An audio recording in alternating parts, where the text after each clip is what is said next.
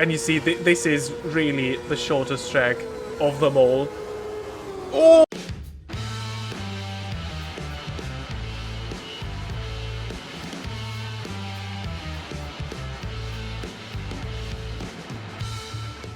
Welcome back to our Roberto Moreno Kart 2000 season in Automobilista 2, where today we see the third oval race of the season as we arrive at Gateway International in Madison, Illinois, just outside St. Louis. In real life, this race was won by the reigning champion and F1-bound Juan Pablo Montoya in brightest September sunshine, while Moreno returned to the podium here after a bit of a poorer run from his standards in 2000. As for our season, we arrive here after yet another chaotic oval race at Pocono, where we finished 9th and are still P3 in the championship, but the gap to Montoya and De Ferran is quite sizable, so I aim for a win here to at least try and bring us back into the championship fight, even though the top two are more than a race win clear points-wise, and this here may just be our final chance. This again will be an ambitious goal, as we'll find out that Moreno started this race 11th in real life, but to be honest, I think everything is possible on an oval, so let's bring it on as we see the rest of the grid right now. Well, and here we are, just coming out of the final corner to wait for the green flag to be waved, and this has happened now, and ooh, that is actually an okay start, although the AI have cheated us a bit and we are actually down in P13 now. But into turn 1 we move past Aurel Servia already and are into the point scoring positions. Now we have to watch our mirrors, as there's Patrick Caponti and Aurel Servia both trying to get a run into 3 and 4. But this is looking okay, and indeed at the exit we choose the high line. And we are past Cristiano D'Amata. And now right behind our teammate Adrian Fernandez into 1. D'Amata gets a look back. But again, the high line is beneficial for us, as we had a bit of contact there with the rear wheel of our teammate. And again, D'Amata has a little look, so we are not quite safe from him. And you see, this is really the shortest track of them all. Oh, as I almost lose it into turn 1, I just keep it out of the wall. Oh, that was crucial. Might have already ended there after not even a minute. Just over 20 seconds, you see. One lap here at Gateway. We're lucky to only lose one position, because that was a super scary moment that saw us get very, very close to the wall there into turn 1. Now approaching that turn 1, we get another run on D'Amata. We lift off the throttle though, and again we try the move we have done so often. Round the outside we go and pass D'Amata back into P11, but now there is a bit of a gap to Fernandez ahead. And D'Amata slips through again. This time we can't counter that one. And we have to sit behind for a second. And this is now an issue, because slipstream is so crucial on this track and on ovals in general. And there is now a bit of a gap to the cars ahead that will be a bit difficult to close, probably, as we're still in a battle with D'Amata for P11.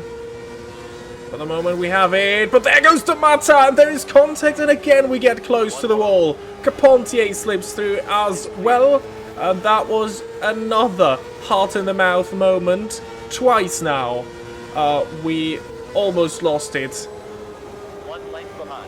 and went heavily into the wall. We just managed to avoid that one too. I think there is some small suspension damage, nothing that should hold us back too much. But gee, these opening laps here are quite frantic again. Now we're getting a good run past Capontier. We go with the help of D'Amata's slipstream. Capontier still there. Again, we choose the high line, and we make it 2 into 1. That was a move nicely done. Again, D'Amata trying to get back into 3. Well, not this time, my friend. And now, hopefully, we can finally set after Adrian Fernandez. And I can tell you, we were just doing that as we're starting lap 11. We were getting away a bit from Damata and getting closer inch by inch to Fernandez. But then there is the first full cause yellow of the day. This one was caused by a spin for Real Serbia. Nothing really happened to Serbia, but yeah, he just spun and brought out the full cause yellow.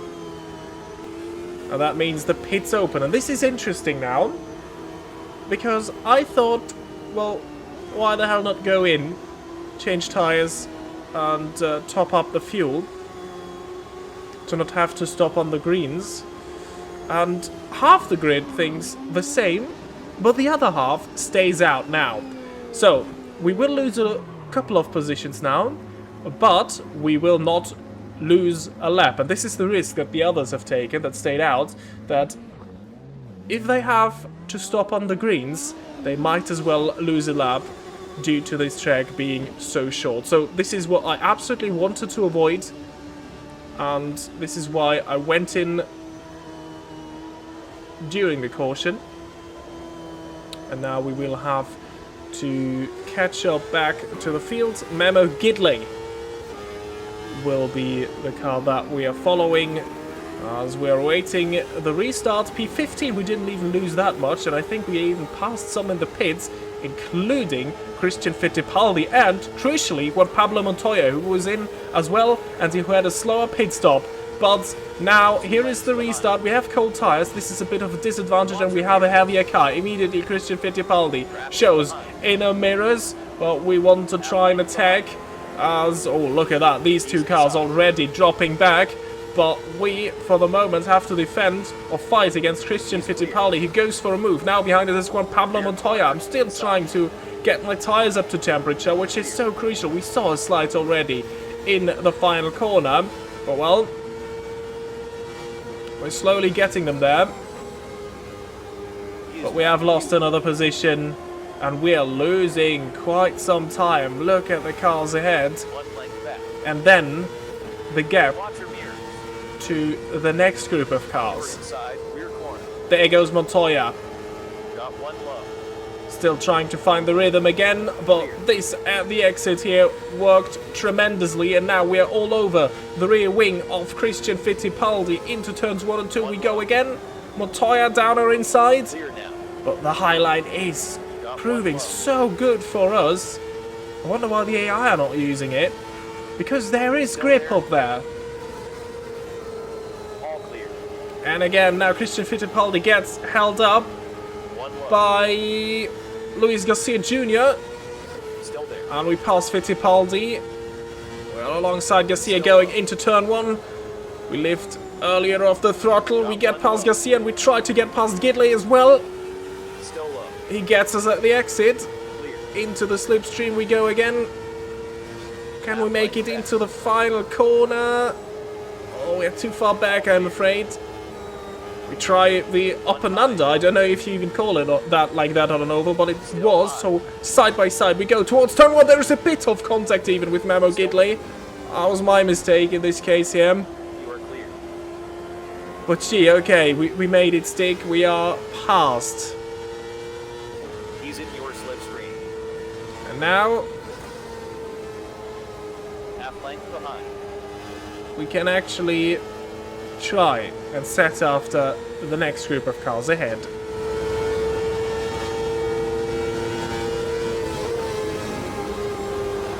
His 2 lengths back.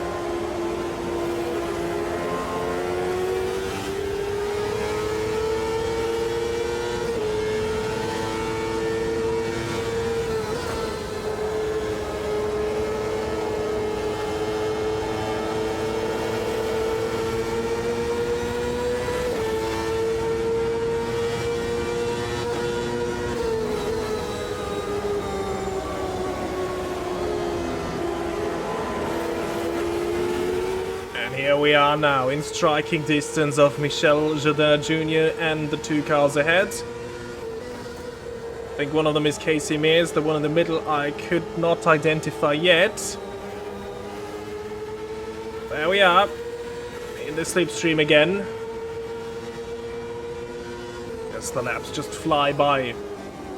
24 already. Round the outside of Jourdain we go. This is Tasso Marquez and the Panasonic branded car that we are alongside. And again, the high line just works its charm, and we're already getting a run on Casey Mears. We have a bit of a history on an oval. Had it coming together in the final laps of the race at Rio. Round the outside we try to go. Well, he shows us the wall there, and Tasso Marquez sees his opportunity to retake P13.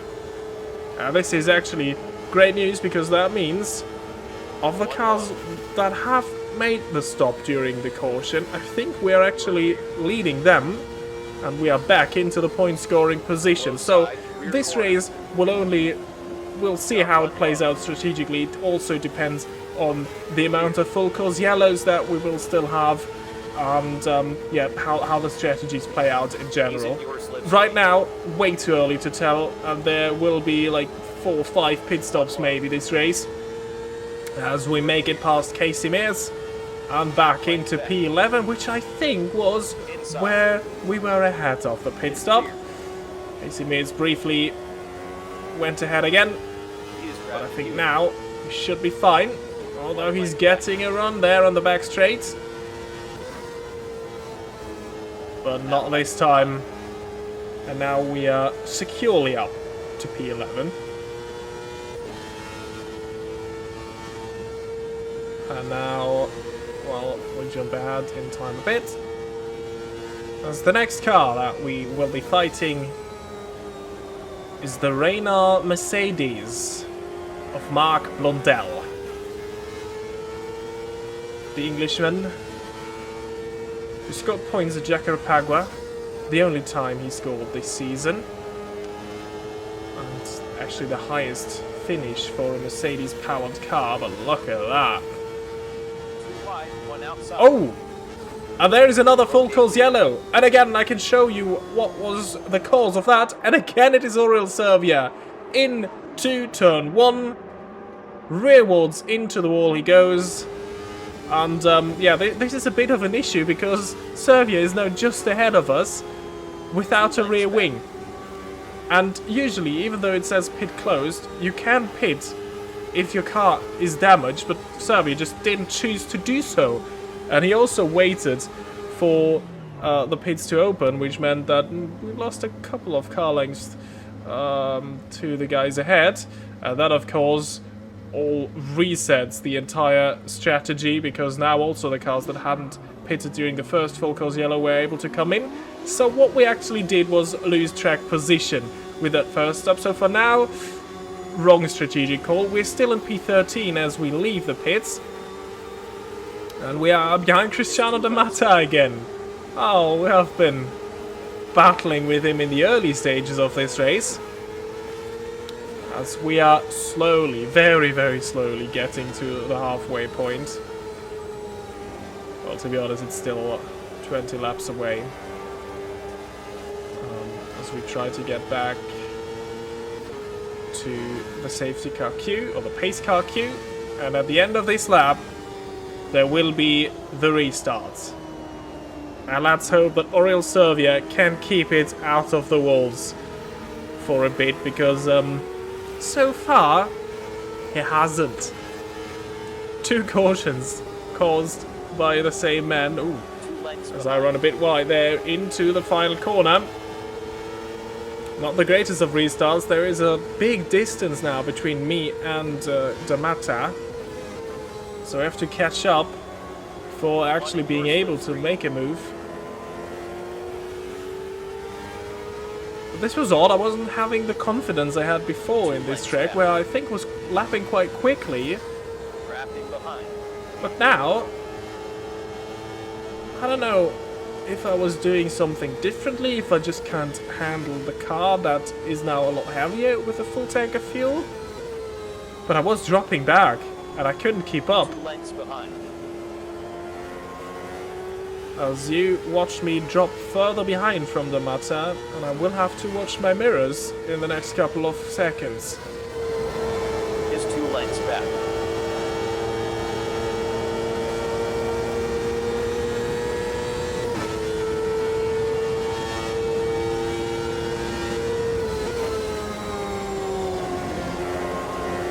Lengths behind.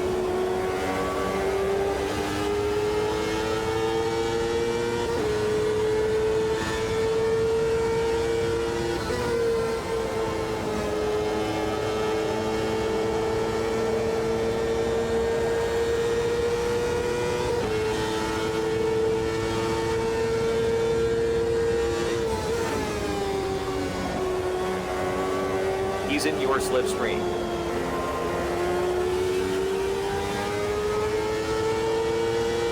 Is 2 lengths back.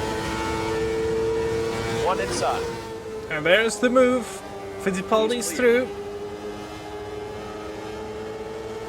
And now we have to fight it again. Towards 1 we go. Maybe we can try and follow him, and he can catch up to the group of cars ahead, which I guess should be the leading pack. Not sure though if this is really 12 cars. No, I think there is another group that is actually the lead pack. Well, but for now I should focus on just sticking with Fittipaldi and hoping that he is able to make up some ground. For now I think it even looks like he is. But I was beginning to push and I was beginning to get a bit desperate because, yeah, the strategy so far hasn't worked out as much. Front rights are overheating a little bit though, as you're seeing right now. But we try to go for a move down the inside there at the end of turn 4. And back into P13 we go. Watch your mirrors. And now, again, we're dropping back immediately. We don't have the slipstream, of course. We are now in a bit of a tricky situation. And then I lose it going into turn 3. I almost catch it, but ah, dear. Into the wall we are. We just managed to land on our 4 wheels again as we were sideways a bit. Of course, there is a no foil cause yellow, and I will try and get that damage fixed, hoping that I won't lose a lap, even though I most likely will. Maybe even 2, or most definitely 2. As that took us over 50 seconds. We know from Pocono, never give up on an oval. This is why I will go out and at least try to get a good result in here. Or, well, maximize what is possible now. A lot of luck will be needed to get us back into the point scoring positions. But never say never. Maybe we get lucky with a couple of cautions. Maybe attrition will be high as well today, even though there is no sign so far. But again, going in, it's the same thing. The same thing happened again. I don't know, the rear just got loose. As soon as I was trying to push harder, which it was when I was trying to catch up to the matter, but yeah. This time, we won't finish this oval race. We won't be able to finish in P9 again. Yeah, and this time, it is all my fault. Well, but let's still look at the point scorers of today, and bad news for us. When Pablo Montoya, the championship leader, wins this one, Michael Andretti second, Alio Castroneves completes the podium. Gilles de Ferran, second in the championship, actually didn't finish in the points. He finished just outside in P13, a lap down. So, curiously, for the first time, a race that absolutely didn't go to plan. Or actually 2 races in a row. Last time he ran out of fuel, but so did Montoya, so it didn't make a difference. But today, that could be crucial in the championship fight. And as you can see here, It absolutely was. Juan Pablo Montoya, with 2 races to go, is now over a race win clear of Gilles de Ferran and could already take the championship next time out in Australia. We drop back to P6 and we're now definitely mathematically out of the championship fight, so we didn't achieve our goal of winning the championship, but there still is another goal I want to set myself for the remaining 2 races, which is replicate what Moreno did in real life and finish this season in the top 3 in the championship. This is still very much possible, but at the moment we're 11 points behind, but as I said, still 2 races to go. And in the Nations and Engine Cups, Brazil is also a race win clear of Colombia, aka Juan Pablo Montoya, so they can also decide this one in the next race. The United States are getting a bit closer with 2 great results for Michael Andretti the last 2 times. Then in the Engine Cups it actually gets very tight at the front again between Ford and Toyota, so everything still to play for in the last 2 races. Well, that can't be said, of course, about Mercedes, who are still down at 4th with only 9 points scored. That has been it with the Gateway 300, the first oval race where we didn't score points, on one of the ovals where I was actually looking forward to, which is quite curious. But, well, anyway, the next race is again a street race, as we will go racing at Adelaide for the Indy Australia. Subscribe to not miss that, leave a like if you did enjoy this video, and I hope to see you all the next time. Until then, goodbye.